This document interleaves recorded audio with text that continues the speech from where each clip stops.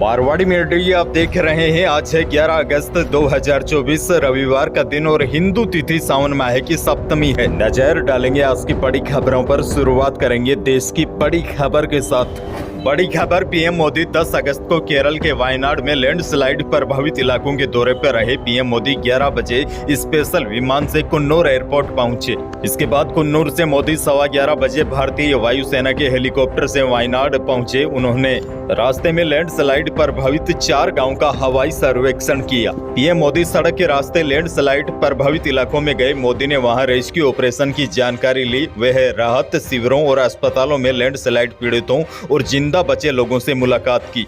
आगे बढ़ते हैं। देश की एक और बड़ी खबर, हरियाणा के स्कूलों में बच्चों को अब गुड मॉर्निंग की जगह जय हिंद बोलना होगा और इसके लिए हरियाणा सरकार ने आदेश भी जारी कर दिए हैं। विद्यालय शिक्षा निदेशालय ने 15 अगस्त तक इस आदेश को सभी स्कूलों में लागू करने के निर्देश दिए गए हैं। इसके लिए प्रदेश के सभी जिला शिक्षा अधिकारी, जिला मौलिक शिक्षा अधिकारी, खंड शिक्षा अधिकारी, खंड मौलिक शिक्षा अधिकारी, स्कूल मुखिया और स्कूल प्रभारियों को पत्र जारी किया गया है।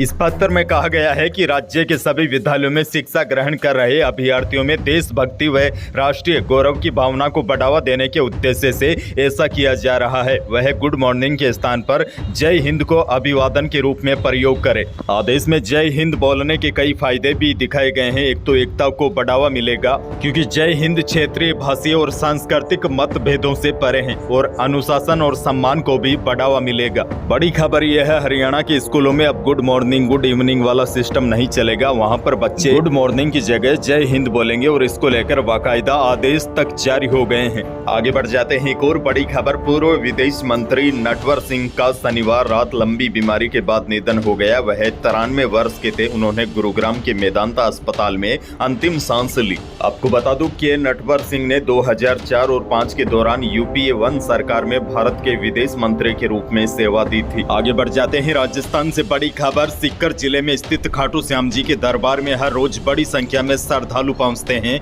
खाटू श्याम का दर्शन पूजन के लिए पूरे देश से भक्तों का तांता लगा रहता है, लेकिन खाटू श्याम जी तक रेल लाइन नहीं होने के कारण भक्तों को रींगस उतरकर टैक्सी, बस या अन्य साधनों से मंदिर तक जाना होता है। लेकिन अब खाटू श्याम के भक्तों की मांग पर केंद्र सरकार ने रींगस से खाटू श्याम जी तक नई रेल लाइन को मंजूरी दे दी है। इस बात की जानकारी शुक्रवार को केंद्रीय रेल मंत्री अश्विनी वैष्णव ने लोकसभा में दी। सरकार के इस फैसले से कहीं न कहीं श्याम भक्तों को बड़ी सुविधा मिलेगी। रेलवे से जुड़ी एक और अच्छी खबर है, उदयपुर से आगरा के बीच वंदे भारत ट्रेन कोटा होकर चलाई जा रही है। यह ट्रेन 2 सितंबर को अपना पहला फेरा करेगी। रेलवे ने IRCTC के जरिए बुकिंग भी खोल दी है। साथ ही में वंदे भारत का किराया भी जारी कर दिया है।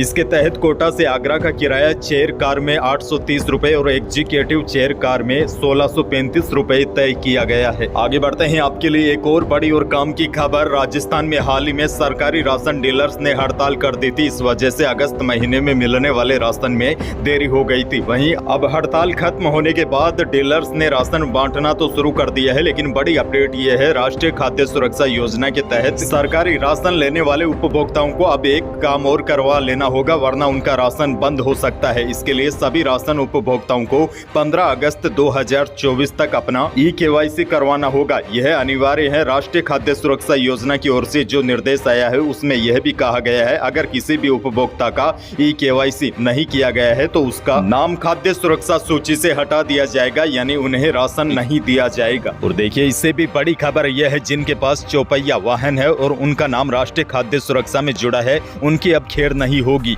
क्योंकि इसको लेकर अब सरकार ने सख्त कदम उठाए हैं। ऐसे लोगों के नाम इस सूची से निकाले जाएंगे और इनको दिया जा रहा मुफ्त का राशन भी बंद किया जाएगा। इसको लेकर खाद्य एवं नागरिक आपूर्ति विभाग ने राजस्थान के परिवहन विभाग को पत्र लिखा है। इसमें ट्रैक्टर और वाणिज्य श्रेणी के वाहनों को छोड़कर प्रदेश में समस्त चौपहिया वाहन मालिकों के आधार कार्ड का ब्यौरा मांगा है। आधार कार्ड के माध्यम से इन लोगों की पहचान की जाएगी और उन्हें इस योजना से बाहर निकाला जाएगा। आगे बढ़ते हैं। एक और बड़ी खबर, जयपुर के एक नामी परिवार के युवक के साथ डिजिटल हाउस अरेस्ट का मामला सामने आया है। यानी कि युवक को उसके घर के अंदर ही कैद कर दिया। साइबर ठगों ने युवक को 8 दिन तक डिजिटल हाउस अरेस्ट रखकर 712 करोड़ रुपए की टेरर फंडिंग में फंसाने की धमकी दी। और बड़ी बात तो यह है, ठगों ने खुद को आरबीआई, सीबीआई, ईडी का अधिकारी और हैदराबाद पुलिस से बताकर 5 लाख रुपए ठग भी लिए। आसान भाषा में आपको समझाऊं तो एक पैसे वाले परिवार और नामी खानदान के लड़के के पास कॉल आता है और कहा जाता है कि हम सीबीआई से हैं, तुम्हारे खाते का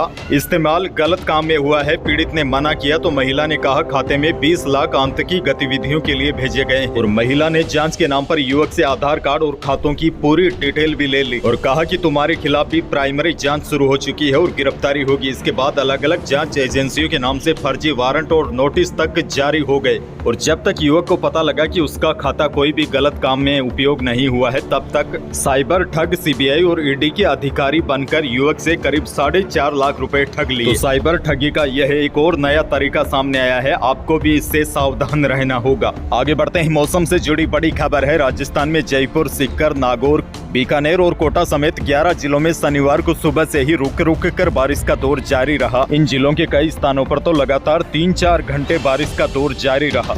करौली में सुबह 6 बजे से लेकर 9 बजे तक तेज बारिश का दौर जारी रहा। इस दौरान 166 mm यानी कि 6.5 इंच पानी बरसा। टोंक शहर में भी 1 घंटे में ही 3 इंच से ज्यादा पानी बरस गया। वहीं डीग जिले के जुरहरा थाना इलाके में बारिश के कारण एक मकान ढह गया। मलबे में दबने से मां बेटी की मौत हो गई। परिवार के लोग सो रहे थे। देर रात करीब 1 बजे मकान भरभरा कर गिर गया। मलबे में दबने से दोनों की मौत हो गई। वहीं देखिए, राजस्थान के मुख्यमंत्री भजन लाल शर्मा हेलीकॉप्टर में बैठकर जयपुर से मेड़ता आने वाले थे, लेकिन वहां पहुंचने से पहले ही मौसम अचानक खराब हो गया और भारी बारिश के चलते पूरा प्रोग्राम कैंसिल करना पड़ा। हालत ये हो गई कि उनका हेलीकॉप्टर वापस जयपुर एयरपोर्ट पर लैंड करवाना पड़ा। वहीं मौसम विभाग के ताजा अपडेट के अनुसार राजस्थान में बारिश का दौर अब और तेज होगा। अगले 2-3 दिन तेज और कहीं कहीं पर भारी बारिश हो सकती है। मौसम विशेषज्ञों के मुताबिक प्रदेश के ऊपर बने एक साइक्लोनिक सर्कुलेशन के कारण ऐसा हो रहा है। आगे बढ़ जाते हैं, देश की एक और बड़ी खबर। SC/ST के आरक्षण में क्रीमी लेयर लागू नहीं किया जाएगा। पीएम मोदी से संसद भवन में उनसे मिलने आए 100 दलित सांसदों को यह आश्वासन दिया गया है। वहीं देर शाम केंद्र ने इसकी घोषणा भी कर दी है।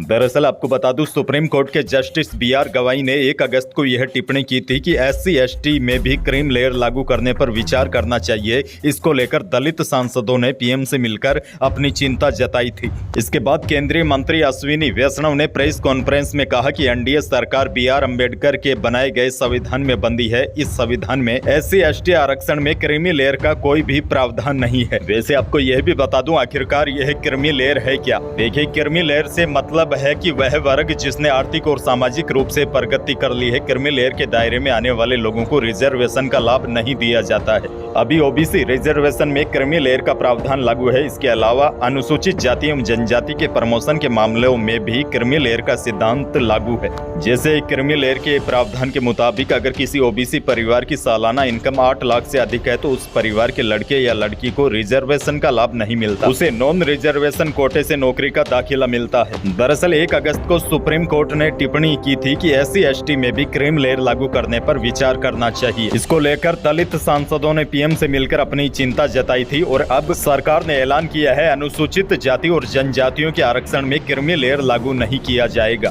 यही थी प्रदेश और देश की आज की बड़ी और महत्वपूर्ण खबरें। आज बारिश की वजह से थोड़ी सी हल्की सी तबीयत भी खराब है। वीडियो को और ज्यादा लंबा नहीं खींच पाऊंगा। वीडियो को लाइक करना बिल्कुल न भूलिए और चैनल पर नए हैं तो सब्सक्राइब जरूर कीजिए ताकि आप अपडेट रहे बड़ी और काम की खबरों से।